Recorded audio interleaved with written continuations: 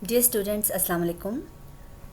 Let's do the remaining part of Unit 4, the exercise. Identify specialized vocabulary related to medical field in the text. These are some specialized words. And next you are asked, what do you think these words mean?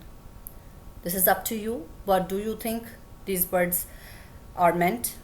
Just right here, but I am telling you what these words really mean. Scrapes.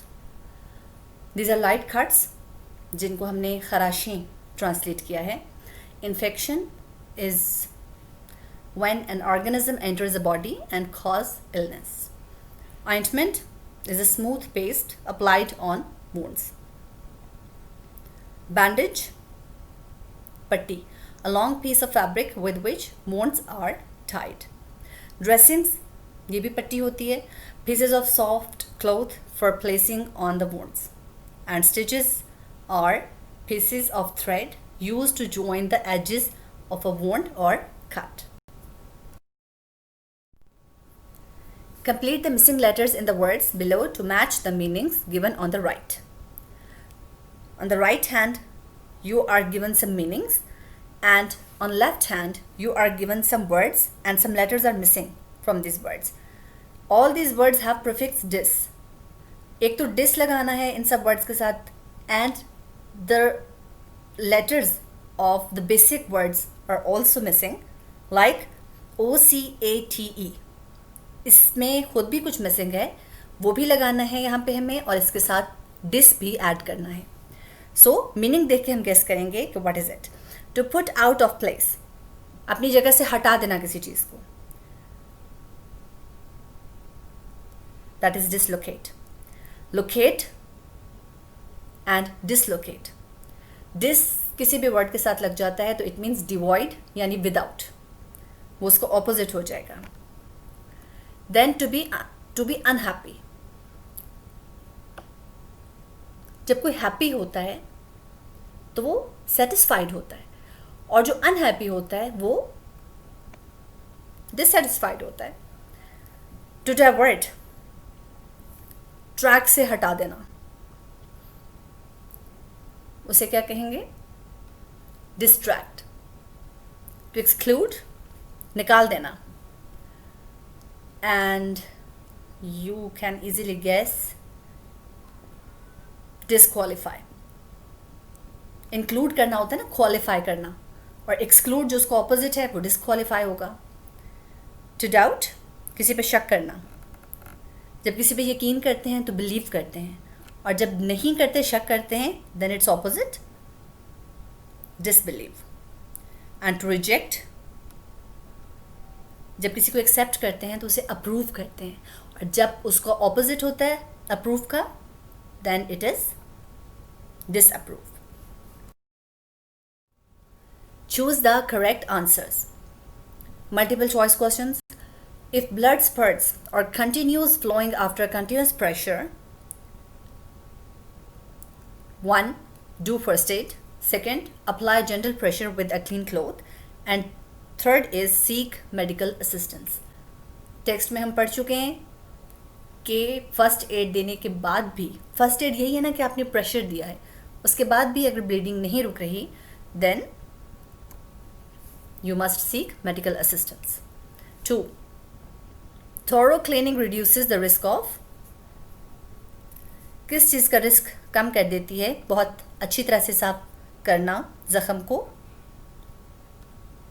Yes, infection and tetanus. 3. If dash appears, stop using the ointment. Skin पे क्या आना शुरू हो जाए तो आपको ointment लगाना रोक देना चाहिए. ऑफ कोर्स स्किन पे रैश हो जाए तो. 4.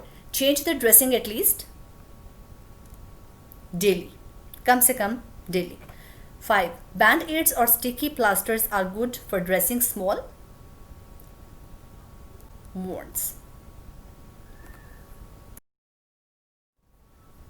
These are questions and the answers with them. I would say that the student who has thoroughly understood and studied the text carefully, he or she can understand these answers very easily.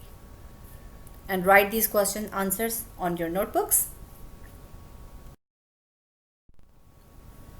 And again, the same reminder that there are some questions which are written in front of each paragraph of your text. Those questions are also included in your syllabus. Do them on your own and also write those question answer in your notebooks. Position of adverb. I'm sure you remember what is an adverb. Adverb qualifies or describes a verb, an adjective, or an adverb.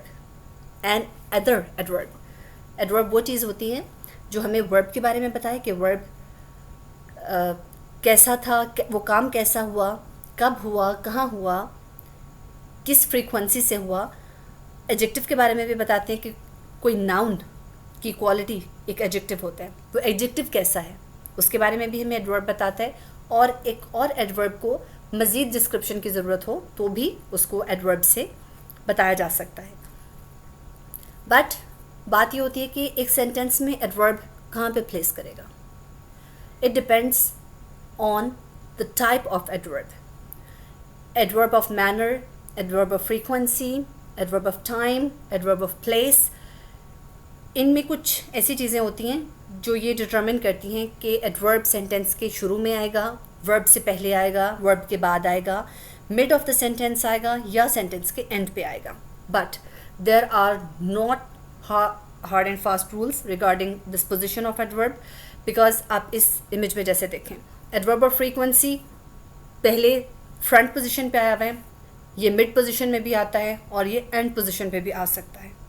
इसी तरह adverb of manner है, start में भी आप देखें इसको mid position पे भी और एंड पे भी. End of course adverbs of time हैं, एडवर्ब्स ऑफ प्लेस हैं, एडवर्ब्स ऑफ सर्टेनिटी हैं, एडवर्ब ऑफ डिग्री हैं. सो ये आपको एक आइडिया तो दे सकते हैं कि इनको ऐसे यूज़ किया जाता है, बट आपको इसका सही आइडिया प्रैक्टिस से होता है, पढ़ पढ़ के, देख देख के कि किस वर्ब को कहाँ पे क्वालिफाई करने की ज़रूरत है, तो वो एडवर्ब कहाँ पे प्लेस किया जाएगा. इन द कमिंग एक्सरसाइज हम देखते हैं कि एडवर्ब्स को कहाँ पे प्लेस करना है. Place adverbs in appropriate places. Adverbs को हमने सेंटेंस में इसकी राइट पोजीशन पे फिट करना है. 1. I am happy when it is my birthday. Always. इस always को कहाँ होना चाहिए? Before happy. I'm always happy when it is my birthday. 2. My brother gets up at 6 o'clock from Monday to Friday as he goes jogging. कहाँ आना चाहिए इस often को? Before gets up. 3. He went to the market last night. आपको sentence का structure भी बता देता है कि एडवर्ब को कहाँ पे आना चाहिए. 4. Have you been to Hunza Valley ever? अब इस ever को कहाँ होना चाहिए? क्या तुम कभी हुंजा वैली गए हो? You और been के दरमियान में. 5. The birds were chirping beautifully. End पे. 6. I'm waiting for Khalid to arrive. I have been waiting for over 20 minutes. Still. मैं अभी तक इंतज़ार कर रही हूँ. So, it must be before waiting. I'm still waiting for Khalid to arrive. 7. He saw a blind beggar in the market. Adverb phrase.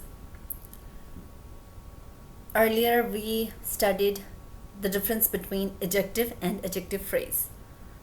Adverb and adverb phrase में भी वही difference है कि adverb एक word होता है and adverb phrase एक group of words होता है जो adverb के तौर पे काम कर रहा होता है. काम उसका वही होता है जो एक adverb का होता है, लेकिन वो एक word से ज़्यादा होता है. This example can clear you. Adverb phrase is a group of words which modifies a verb. Adverb is just a word which describes a verb. यही डिफरेंस है कि वो ग्रुप ऑफ वर्ड्स है और ये सिर्फ एक वर्ड है.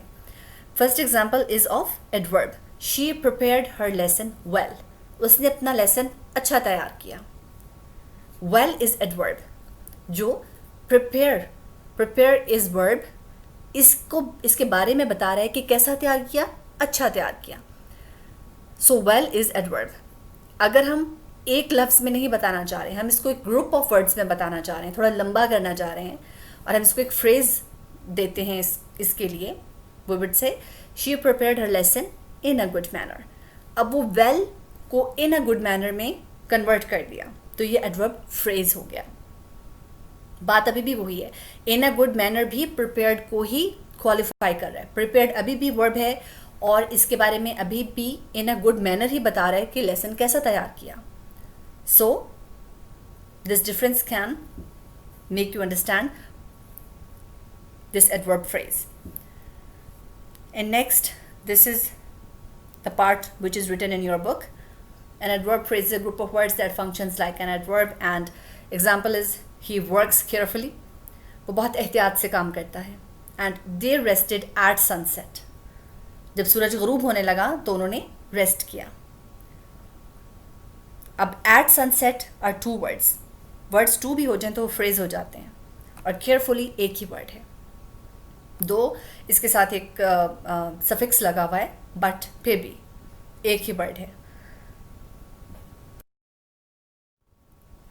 Now you are asked to replace the adverb phrase with suitable adverb in following sentences. Sentences में आपको एडवर्ब फ्रेज दिए गए हैं, यानी जो चीज़ वर्ब को डिस्क्राइब कर रही है वो एक से ज़्यादा वर्ड्स हैं. आपको उसको रिप्लेस करना है एक वर्ड के साथ. Our teacher wanted that work to be done without delay. हमारी टीचर चाहती थी कि काम बगैर डिले के हो. अब विदाउट डिले के इक्विवेलेंट कोई और वर्ड ढूंढें जो एक ही हो, कि काम फौरन हो. एंड फॉरेन के लिए क्या होता है? Our teacher wanted that work to be done immediately. फौरन हो जाए काम. 2. She is without doubt the most caring person I have met.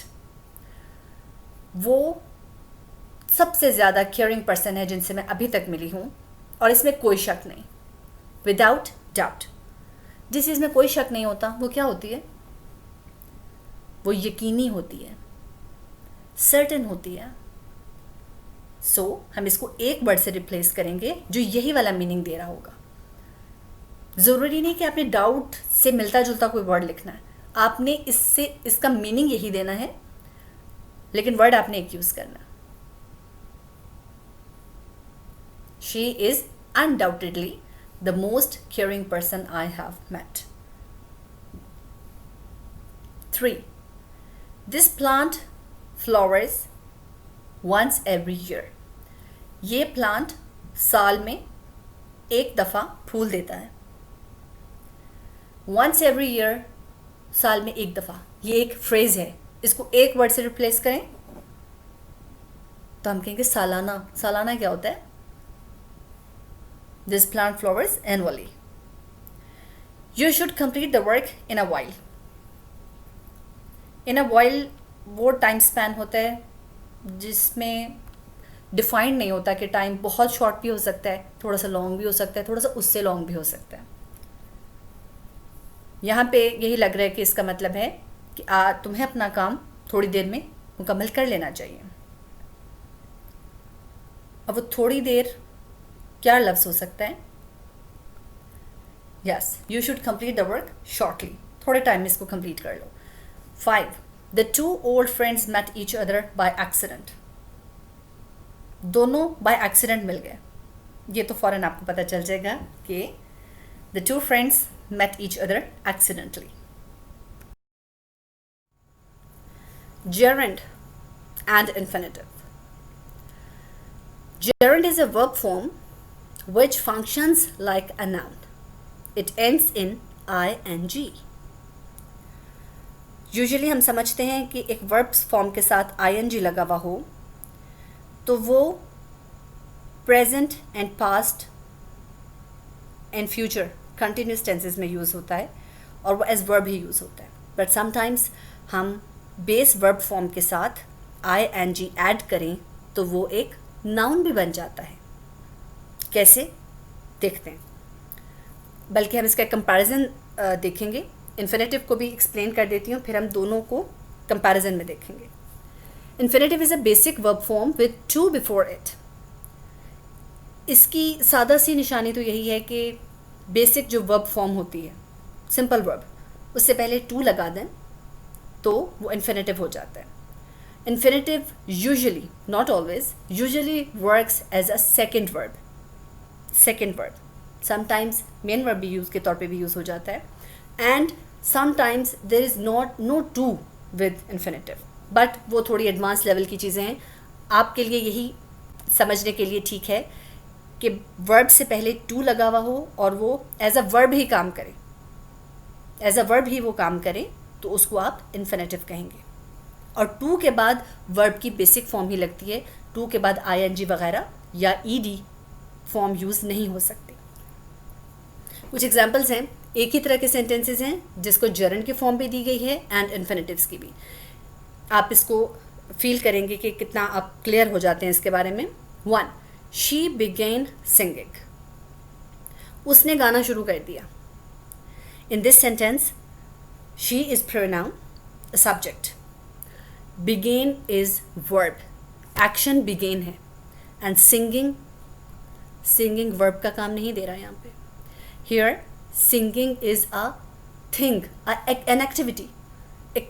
एक चीज़ कर रही है ना, वो जो वो कर रही है वो बिगेन है और वो जो चीज़ है वो सिंगिंग है. सो यहाँ पे सिंगिंग एक चीज़ बन गई है एंड चीज़ इज़ नाउन. इसी को अगर हम इन्फिनेटिव की फॉर्म में देखें तो हम कहेंगे शी बिगेन टू सिंग.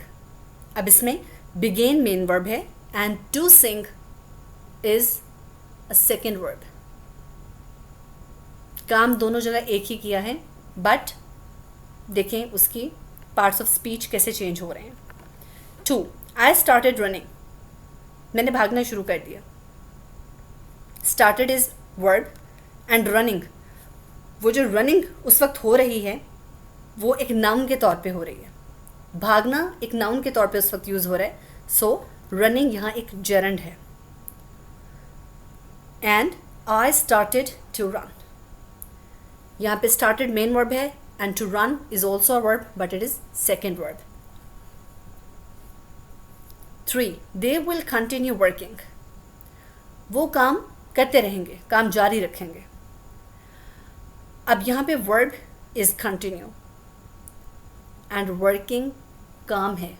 वो काम जो एक थिंग लगता है, एक थिंग होती है ना, काम एक होता है काम करना, एक काम खुद भी तो एक चीज़ होती है ना. वो जो एक चीज़ खुद होती है ना वो नाउन होता है एंड दैट इज़ जेरंड, क्योंकि उस नाउन के साथ ing लगा हुआ है और जब नाउन के साथ ing हो तो वो जेरंड होता है. और अगर हम इसको इन्फिनेटिव की फॉर्म में देखें, they will continue to work. अब यहाँ पे भी continue is main verb and to work is second verb. 4. He enjoys swimming. वो जो स्विमिंग एक हॉबी है, वो एक थिंग है, name of a thing. So swimming is noun here and enjoys is verb here. And he enjoys to swim is infinitive, enjoys is main verb and to swim is second verb. Fill in the blanks with infinitives or gerunds, whichever is appropriate. अब यहाँ पे हमने देखना है कि हमें एक verb form दी है, बेसिक वर्ब फॉर्म. जैसे फर्स्ट सेंटेंस में है 1. We felt the plane dash. हमें यहाँ पे शेक को either as infinitive यूज़ करना है और as gerund यूज़ करना है in the storm. What is appropriate here? Look, what is main verb in this sentence? Felt and this is gerund. जहाज का हिलना, जहाज का हिलना. ये एक वर्ब नहीं है यहाँ पे, ये एक नाउन है, शेकिंग उसकी. So it is a gerund. 2. I've always disliked. What is verb? Disliked. नापसंद किया है मैंने हमेशा. किस चीज़ को? किस चीज़ को? The thing which is noun is gerund, and gerund is smoking. 3. Where did you learn speak French? अब यहाँ पे to speak होना चाहिए या speaking होना चाहिए? यहाँ पे to speak is the right option. Where did you learn to speak French? Learn is main verb and to speak is second verb. 4. Is the exhibition worth? Worth के बाद usually ing ही use होता है, so this is gerund and visiting. 5. I don't mind dash early. Let's get up. क्या आएगा यहाँ पे? Gerund or infinitive? Yes, this is gerund. I don't mind getting up early. Structure आपको बताएगा, sentence का structure बता देता है कि यहाँ पे क्या आना चाहिए. एंड ऑफ कोर्स ये चीज़ें प्रैक्टिस से आती हैं, बेहतर होती हैं. 6. We would love dash with you. This is infinitive. We would love to come with you. And 7 is she seems dash this place. ये भी infinitive है. She seems to know this place, in which seems is main verb and to know is second verb. Identify gerunds and infinitives in the following state sentences. वो तो बहुत easy, इसकी एक निशानी है कि जिसके आगे ing लगा हुआ है that is gerund, and जिसके साथ to है that is infinitive. बट हमें इसकी सेंस भी देखनी है कि कौन सा ing as noun यूज़ हुआ है. ज़रूरी नहीं है कि हर ing जो है वो gerund हो. वर्ब के साथ जब ing लगता है तो वो वर्ब ही रहता है, बट ऐसा वर्ब फॉर्म जिसके साथ ing ऐड हो but that works as a noun, तो फिर ही वो gerund होगा. As here 1. Minor cuts and scrapes usually stop bleeding on their own. यहाँ पे bleeding एक नाउन है, खून बहना. 2. To clean the area around the wound, use soap and wash cloth. This is infinitive. 3. Don't keep checking to see if the bleeding has stopped. There are two gerunds, checking and bleeding. By the way, इस sentence 3 में what is the main verb? The main verb is keep, and to see is second verb, which is infinitive. 4. So try to keep it out of the actual wound. This is also infinitive, and this is second verb. Try is the main verb. 5. If a rash appears, stop using the ointment. Here using is gerund because verb is appears. Here using is used as noun. 6. If dirt or debris remains in the wound after washing, use tweezers cleaned with alcohol to remove the particles. To remove is infinitive and washing is gerund because washing is noun here. And what is the main verb in this sentence? That is remains. Change the following sentences into passive voice. Passive voice में जब कोई advice किया जा रहा हो किसी बारे में कि आपको ये करना चाहिए और ये नहीं करना चाहिए, ये हो सकता है ये नहीं हो सकता, then the subject of that sentence can be skipped. जो सब्जेक्ट है उसको आप निकाल सकते हैं, बाय करके लगाने की ज़रूरत नहीं है. Look at the first sentence. You should put out all the smoking materials. अगर हम इसको करें all smoking materials must be put out, तो by you लगाने की ज़रूरत नहीं है. अगर आप by you नहीं भी लगाएंगे बल्कि ना लगा के ये ज़्यादा प्रॉपर लगता है. 2. You must fasten the seat belt. Seat belt must be fastened. In 9th class, you practiced passive voice. and I think you know how to deal with them. 3. They will demonstrate safety precautions. Safety precautions will be demonstrated. अब इसमें दे को हमने them नहीं किया. 4. You should read the safety instructions. Safety instructions should be read. अब by you नहीं भी करेंगे तो भी कोई मसला नहीं. 5. You can store small packages in the overhead compartment. Small packages can be stored in the overhead compartment. इसके आगे भी by you की ज़रूरत नहीं है. Dear students, there are many things in this lesson to learn and to practice them in your life. First aid के बारे में लर्न करना, सीखना, ये क्या होती है, कैसे दी जाती है, ये प्रैक्टिकल लाइफ में बहुत इम्पॉर्टेंट है.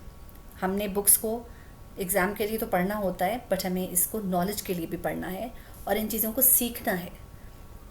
और अगर आप नॉलेज के लिए चीज़ों को सीखते हैं तो ज़्यादा अच्छा सीख लेते हैं. Good luck.